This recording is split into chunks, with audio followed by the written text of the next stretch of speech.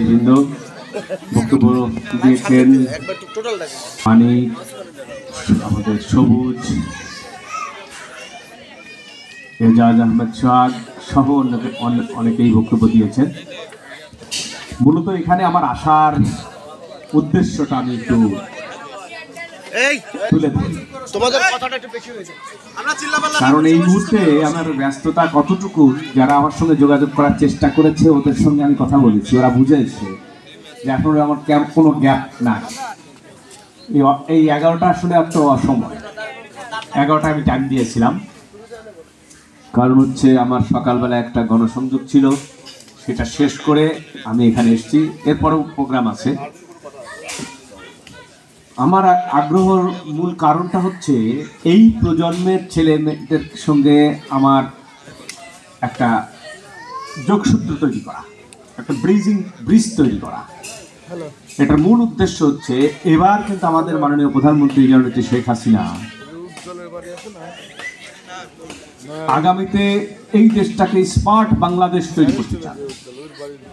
সেই স্মার্ট বাংলাদেশের আসলেই মূল কারিগর কিন্তু হবে আজকের যে তরুণ প্রজন্ম। তারা, আমরা যারা বয়স হয়ে গেছে, ব্যাকডেটেড হয়ে গেছি, আমরা ডিজিটাল এরিয়ার সঙ্গে তাল মিলাতে পারছি না, সেখানে স্মার্ট বাংলাদেশের সঙ্গে কীভাবে তাল মেলাবো? কিন্তু আজকের যে কিশোর এবং তরুণরা বেড়ে উঠছে, তারা কিন্তু একটি প্রযুক্তি নির্ভর দেশের উপর নির্ভর একটি সমাজের ভিতর দিয়ে বেরিয়ে উঠছে। তাদের কাছে এই প্রযুক্তিগুলো খুব সহজ, তারা এটা অভ্যস্ত। মাঝখানে আমরা কিন্তু আসলে খুব বেশি হ্যাবিচুয়েটেড না। আমি এই তরুণ সমাজকেই টার্গেট করি, যারা আগামীতে এই দেশকে স্মার্ট বাংলাদেশে রূপান্তরিত করবে। আজকে এখানে যারা নতুন ভোটার, এখানে ওরা বলেছিল সেইভাবে আমি অনেককেই পাইনি, হয়তো অনেকে আসেনি। এই তরুণ ভোটারদেরকে আমার শুধু এই ভোটকে কেন্দ্র করেই না, ভোটের পরেও আমি তাদের সঙ্গে বসতে চাই, তাদের নিয়ে কাজ করতে চাই। বিশেষ করে এই class 10, first year, second year এরকম ছেলে মেয়েদের সঙ্গে আমরা কাজ করতে চাই, যাতে তারা গ্রোন আপটা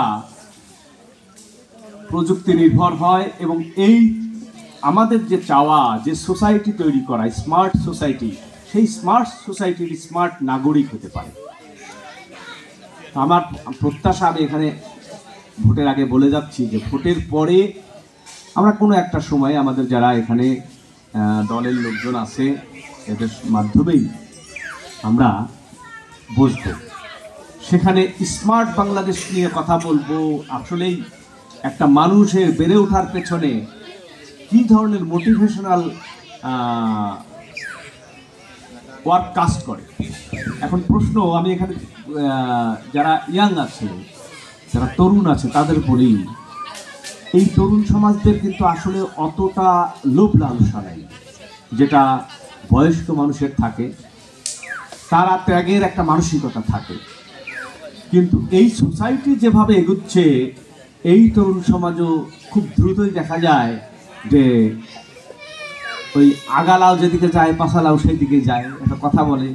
এই সমাজের ওই ধারাতে তারা ঢুকে যায়, তারা কিন্তু তাদের ধ্যান ধারণা থেকে পিছিয়ে পড়ে। এটা আমার কাছে মনে হয়েছে যে এইটার আমরা একটা চেঞ্জ আনতে পারি কিনা, দৃষ্টিভঙ্গির একটা পরিবর্তন করতে পারি কিনা, স্মার্ট সোসাইটি তৈরি করতে, স্মার্ট নাগরিক তৈরি করতে, স্মার্ট দেশ তৈরি করতে আমাদের জনগণের যে জিনিসটা প্রয়োজন হবে সেটা হচ্ছে তার দৃষ্টিভঙ্গি চেঞ্জ করা, মূল্যবোধটাকে বাড়ানো। মূল্যবোধ ক্ষয় হতে হতে এখন যে পর্যায়ে গেছে, এই বিষয়গুলো এই একটা এরকম একটা ছোট মিটিংয়ে বলার বিষয় না, এত সহজে আমি বোঝাতে পারবো না। কিন্তু শুধু বলবো এইটুকু অল্প কথার মধ্যে যে আমি যদি আমার নিজের কাছে সৎ না হই, তাহলে কিন্তু এই সমাজের কিছুই দিতে পারবো না। আগে আমার নিজের কাছে সৎ হতে হবে। কে কি বললো সেই জন্য আমার সৎ হতে হবে না, আগে আমার নিজের কাছে সৎ হতে হবে। এই কমিটমেন্ট যদি আমার ভিতরে না তৈরি হয়, আমি তো যে কোনো সময় আমি খাদে পড়বো, আমি যে কোনো সময় যে লোভে যে কোনো টোপ গিরে ফেলবো। যদি আমার ভিতরে ওই বোধটা তৈরি না হয়, যেন আমাকে একটাই তো জীবন, একটা পর্যায়ে আমার দাদা গেছে, আমার বাবা গেছে, আমিও ওই পথেই যাব, ওই কবরেই যাব, নাকি? কে থাকবে? কেউ থাকবে না। আমরা কিন্তু সব এক জায়গায় যাব। এই চলে যাওয়ার আগে এমন কিছু করে যেতে চাই যাতে এই সমাজে যারা বেঁচে থাকবে কিছুদিন হলেও আমার কথা স্মরণ করবে। এক। 2 নম্বর হচ্ছে, এই সমাজের মানুষ যখন কাউকে ভালো বলবে, আমার আশপাশের লোক যখন আমাকে ভালো বলবে, আমি যদি পরকাল বিশ্বাস করি তাহলে আল্লাহর কাছ থেকে আমি ভালো জিনিসটাই আশা করব, পাবো। আমার আশপাশ লোক ভালো বললে আল্লাহও আমাকে ভালো শিক্ষা দেখবেন, এই আশা নিয়েও তো আমি যেতে পারি। এখন বিষয়টি হচ্ছে যে আমরা আমাদের দৃষ্টিভঙ্গি এবং মূল্যবোধ যদি না বাড়াতে পারি, না চেঞ্জ করতে পারি, আমরা কিন্তু স্মার্ট নাগরিক পাবো না। আর আমি আশার আলো দেখি এই তরুণ সমাজের মধ্যেই সেটা, তারাই পারে এটা। আমাদের হার পেকে গেছে, আমাদের দিয়ে আর কিছু চেঞ্জ হবে না, কিন্তু তাদের দিয়ে হবে। তাদের এখনো তারা কুচি, তাদের মন মানসিকতা এখনো অনেক ওয়াইড, অনেক প্রশস্ত, এরা পারবে। তো এই জন্য এদের নিয়ে আমি আগ্রহী, এদের নিয়ে কাজ করতে চাই। আমি আগামীতে এই তরুণ সমাজ তোমাদের সঙ্গে আমি বসতে চাই, কাজ করতে চাই এবং তোমাদের পরামর্শ নিতে চাই। এখন আসি 7 তারিখে ভোটের বিষয়ে। এখন একটা ভোট চলছে, আমি যেহেতু ভোটটাও সন্নিকটে, আমার যেটা প্রত্যাশা, এখানকার কেউ আমাকে যদি ভোট না দেয়, 7 তারিখের যে ভোটের যে লক্ষণ, তাতে আমি এমপি হয়ে যাব, নাকি? তাই তো? আমার নেত্রী মাননীয় প্রধানমন্ত্রী জননেত্রী শেখ হাসিনা, উনিও জিতবেন, বাংলাদেশ আওয়ামী লীগও ক্ষমতায় যাবে, কোনো চেঞ্জ হবে না।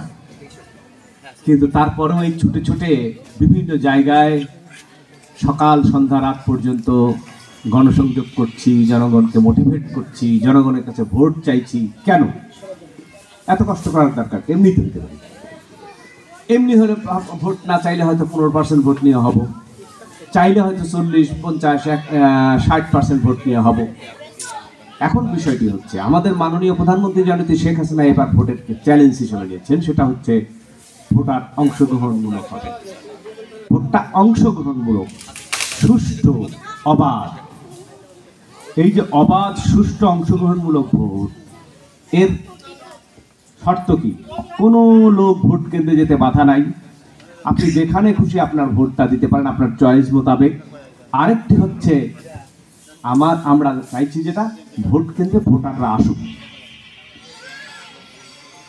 আমার নেত্রী যে চ্যালেঞ্জটা নিয়েছেন, সেই চ্যালেঞ্জটা নেত্রীর কর্মী হিসেবে চ্যালেঞ্জটা আমার, নাকি আওয়ামী লীগের প্রত্যেকটা লোকে।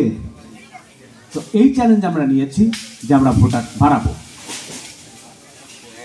তো ভোটার যদি আমাদের বাড়াতে হয়, সেক্ষেত্রে আবার মানে ছোট বড় সবাইকেই অংশগ্রহণ করতে হবে। আচ্ছা, আমাদেরকে সবাইকেই অংশগ্রহণ করতে হবে। এখন আপনাদের যে দায়িত্ব, এই এলাকার সকল লোকের, আমার মা বোন ভাই ব্রাদার সবাইকে নিয়ে, আত্মীয় স্বজন পরিজন প্রতিবেশীদের নিয়ে একসঙ্গে ভোট কেন্দ্রে যাওয়া, ভোট দেওয়া। আর আপনাদের এই পাড়ার ভোট তো একদমই হাতের নাগালে ভোট কেন্দ্র, জাস্ট একটু খোঁজ নিয়ে একজনকে দিয়ে বলে উকিতে দেখতো ভোট কেন্দ্রে বেশি ভিড় থাকলে একটু পরে যাই, নাকি? এরকম ভোট কেন্দ্র। আপনি কাজ করছেন, একটু ভাবলেন যে ভোটটা দিতে যাবেন, যদি যে ওখানে দেরি করতে চান না, একটু একজনকে পাঠালেন, তা দেখে ওখানে বেশি ভিড় কিনা। এইরকম একটা ডিস্টেন্সে আপনার ভোটাররা রয়েছেন। আপনাদের এখানে আমি আশা করি যে আপনারা ম্যাক্সিমাম লোক ভোটটা দেবেন। হ্যাঁ, যদি কারো মনে হয় যে ওই যে বিএনপি আবার ইদানিং কিছু লিফলেট ছাড়ছে যে ভোট কেন্দ্রে যাবেন না, তাতে কি লাভ হবে? আপনি না গেলে আমাকে বোঝান যুক্তি দিয়ে যে কি লাভ হবে। কিন্তু আমি কিন্তু পরবর্তীতে একটা জিনিস দেখব, সে আপনার এলাকার একটা মিডি লোক, সে আমাকে বলবে বা আমার চেয়ারম্যানকেই বলবে যে আমার এই সামনে ত্রাণ আসছে, ত্রাণের তালিকা করতেছেন, 300 লোকের ত্রাণ দিবেন, তা আমার নামটা ঢুকান। এই কথা বলেন না, 300 ত্রাণের লিস্ট করতে হবে।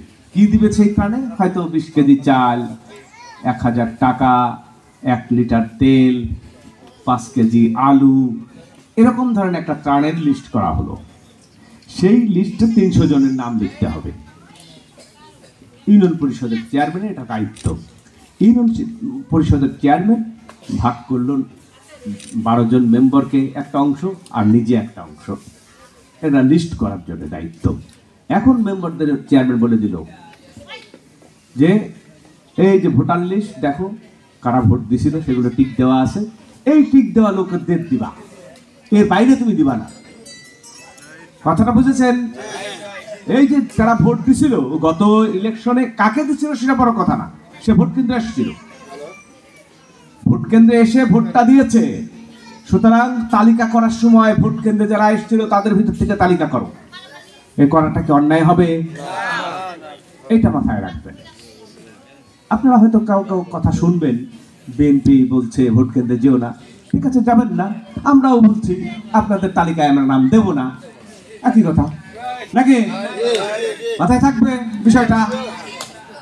দয়া করে আপনারা এই কথাগুলোতে বিভ্রান্ত হবেন না। ভোট কেন্দ্রে যান, ভোট দেন, এই দেশের উন্নয়নকে অব্যাহত রাখেন। গত 15 বছর একটানা আওয়ামী লীগ ক্ষমতায়, আমার মাননীয় নেত্রী জননেত্রী শেখ হাসিনা দেশের যে পরিবর্তনটা এনেছেন, কি পরিমাণ পরিবর্তন হয়েছে নিশ্চয়ই সেটা আপনারা অনুধাবন করেন। আপনার একটা গলি কাঁচা আছে, মাথায় বেরোলেই পাকা চওড়া রাস্তা,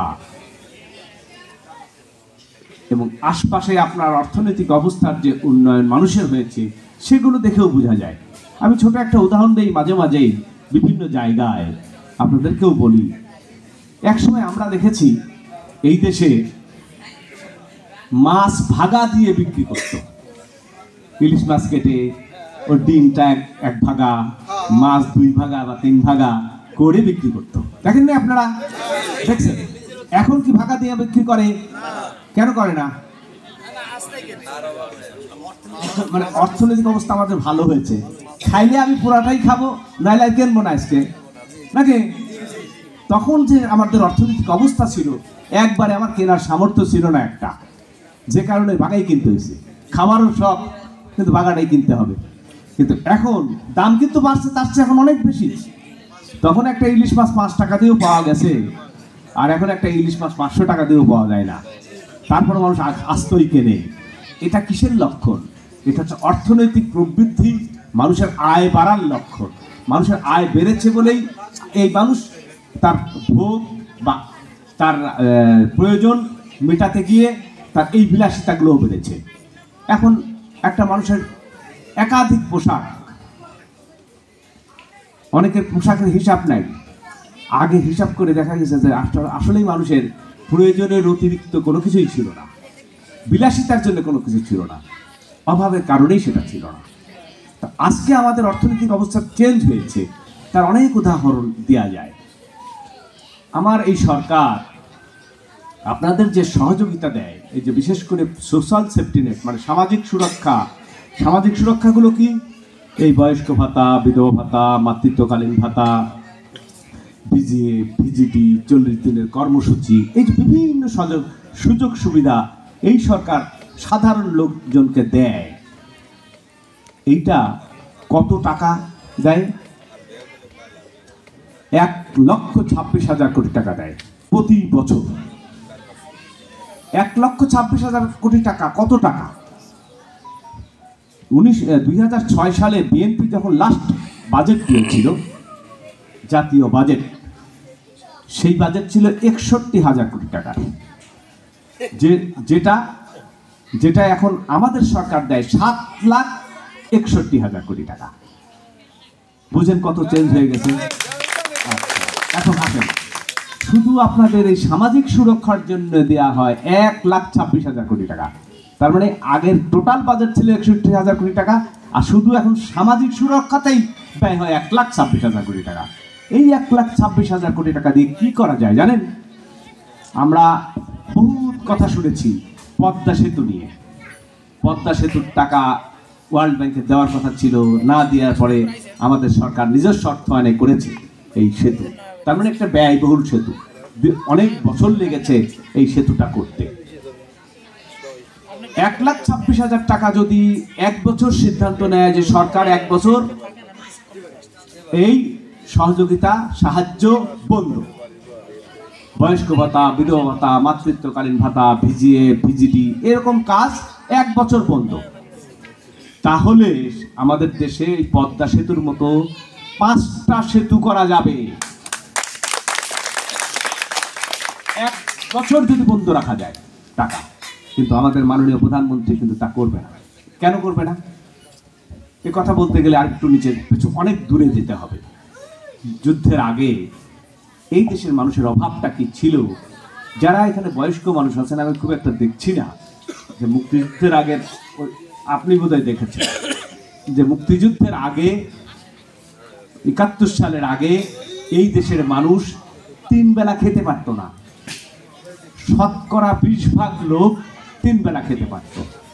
শতকরা 80% মানুষ 3 বেলা খাবার জুটতো না, 1 বেলা খেত, 2 বেলা খেত, কোনো কোনো লোক না খেয়ে থাকতো। এই কষ্ট দেখেই বঙ্গবন্ধু এই দেশকে স্বাধীন করার ব্রত নিলেন, যে চিকিৎসা পাবে, মাথার উপরে ছাদ থাকবে, তার খাবার থাকবে, তার পোশাক থাকবে।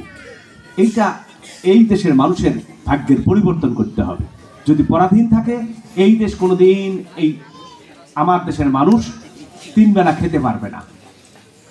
খাবার কষ্ট কি কষ্ট যারা না খেয়ে থাকে তারা জানে, এখন মানুষ জানে না, কারণ এখন কিন্তু খাবার কষ্ট নেই।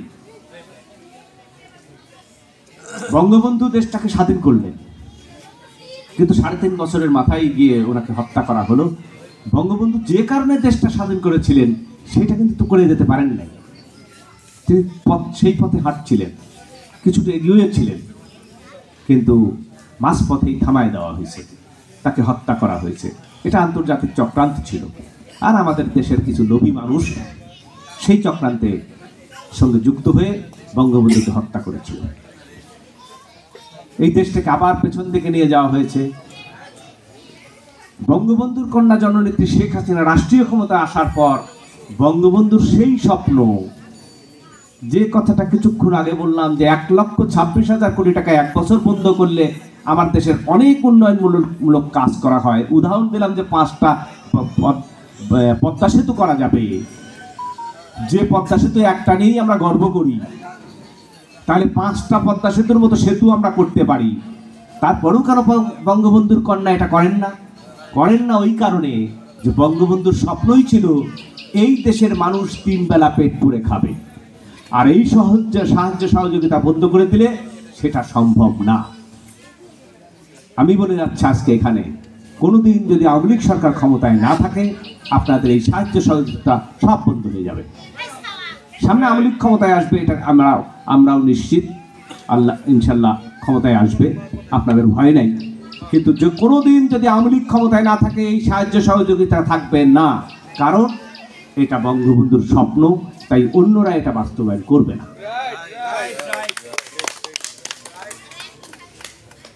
আজকে এখানে দাঁড়িয়ে যে বঙ্গবন্ধুর সেই স্বপ্নের কথা বলছি, আমাদের জননেত্রী শেখ হাসিনার উন্নয়নের কথা বলছি, এগুলো অব্যাহত রাখার স্বার্থেই 7 তারিখে আপনারা ভোট দেবেন, এবং ভোটটা বেশি করে দিবেন। এই জন্য বলি, আমি যাতে গিয়ে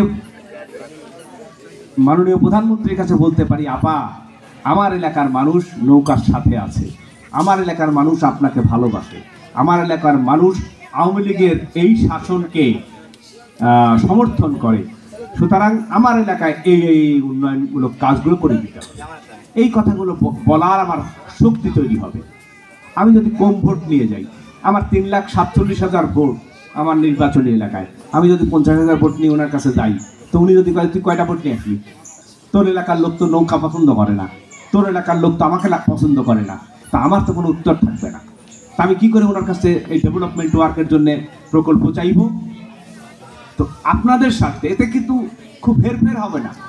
হয়তো আপনারা নৌকায় অনেকেই ভোট দেওয়া অভ্যস্ত না, ভোট দেন, আপনাদের তো প্রতীক নাই, আপনাদের তো প্রতীক নাই, সুতরাং এবার ভোটটা নৌকার পক্ষে দিলে কি হবে? উন্নয়ন তো হবে, এইটুকু তো লাভ হবে।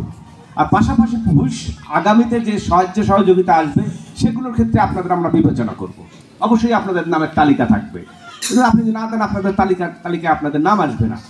তো সব কিছু বিবেচনা করে চিন্তা ভাবনা করে সবাইকে নিয়ে 7 তারিখে নৌকা মার্কায় ভোট দিয়ে বিপুল ভোটে নৌকাকে জয়লাভ করাবেন, এই প্রত্যাশা রেখে আপনারা সবাই ভালো থাকবেন, এই আশাবাদ ব্যক্ত করে আমি আমার কথা শেষ করছি। জয় বাংলা, জয় বঙ্গবন্ধু।